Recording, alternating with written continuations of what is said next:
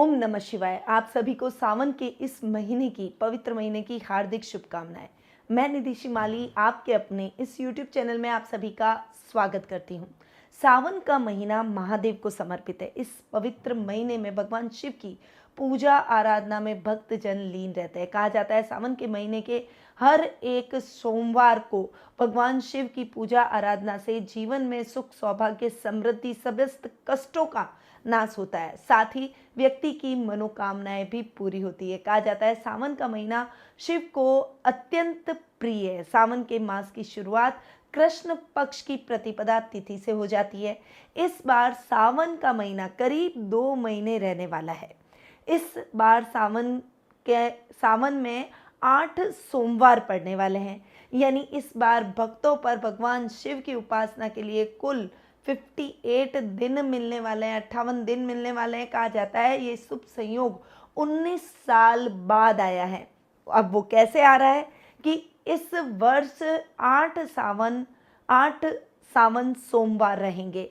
इस वर्ष सावन 4 जुलाई से शुरू होकर 31 अगस्त तक रहेगा, क्योंकि 18 जुलाई से लेकर 16 अगस्त तक सावन मास में ही अधिक मास आ रहा है। अधिक मास में भगवान विष्णु की पूजा आराधना की जाती है। अतः इस बार हम भगवान विष्णु और भोले शंकर दोनों की कृपा प्राप्त करेंगे। उन दोनों की पूजा इस माह में की जाएगी।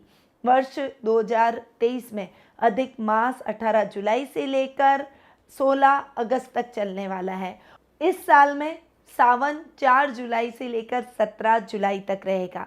ये सावन का कृष्ण पक्ष होगा। बीच में 18 जुलाई से 16 अगस्त तक अधिक मास रहेगा और फिर 16 अगस्त से लेकर 31 अगस्त तक श्रावण मास का शुक्ल पक्ष प्रारंभ हो जाएगा और शुक्ल पक्ष की ये अवधि रहेगी। इस बार सावन में महादेव की भक्ति के लिए श्रद्धालुओं को 2 महीने का समय मिलेगा। अब श्रावण मास में सोमवार कब कब पड़ रहे हैं उसके बारे में जान लेते हैं। पहला सोमवार 10 जुलाई को, दूसरा सोमवार 17 जुलाई को, तीसरा सोमवार 24 जुलाई को, वहीं चौथा सोमवार 31 जुलाई को, पांचवा सोमवार 7 अगस्त को, छठा सोमवार 14 अगस्त को, सातवां सोमवार 21 अगस्त को, आठवां सोमवार 28 अगस्त को।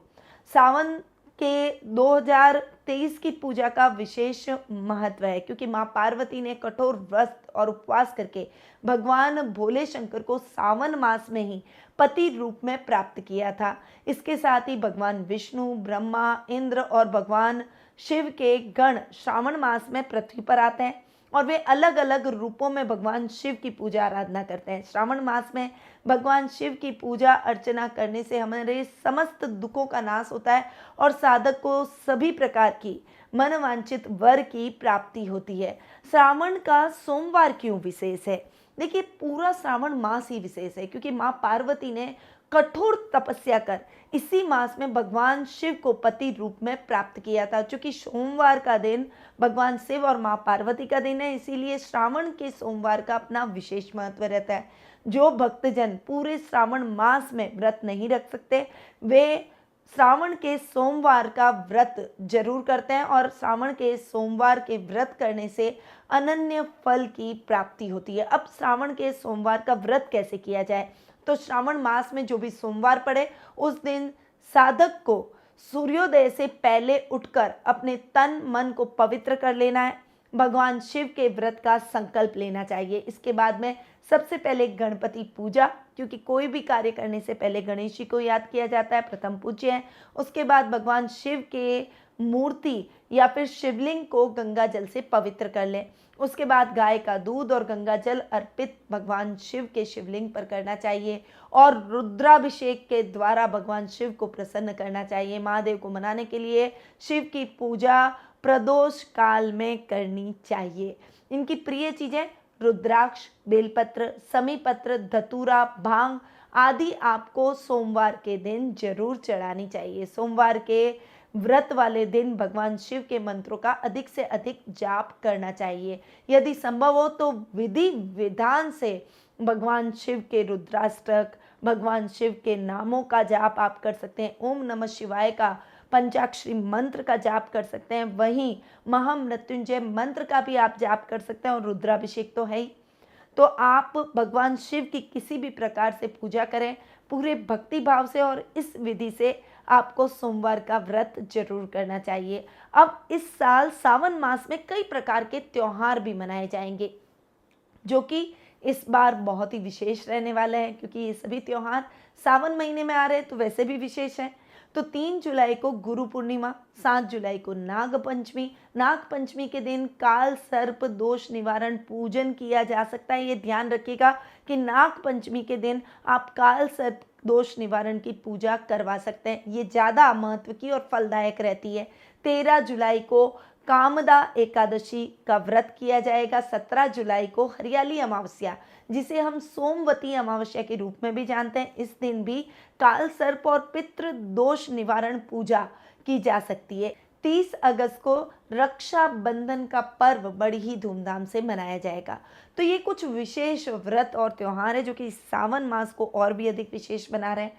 अब इन व्रत त्योहारों पर आपको जो मैंने दिन बताया उसमें काल सर्प या पितृदोष निवारण पूजा जरूर करनी चाहिए। अगर आप करने में असमर्थ है तो हमारे संस्थान में भी इन विशेष दिनों पर, यानी 7 जुलाई नाग पंचमी के दिन और 17 जुलाई हरियाली अमावस्या के दिन, ये पूजाएं पितृदोष निवारण और काल सर्प पूजाएं रखी जाएगी। ये सामूहिक पूजा है, इसमें आप भी भाग लेकर अपने इन दोषों का निवारण कर सकते हैं।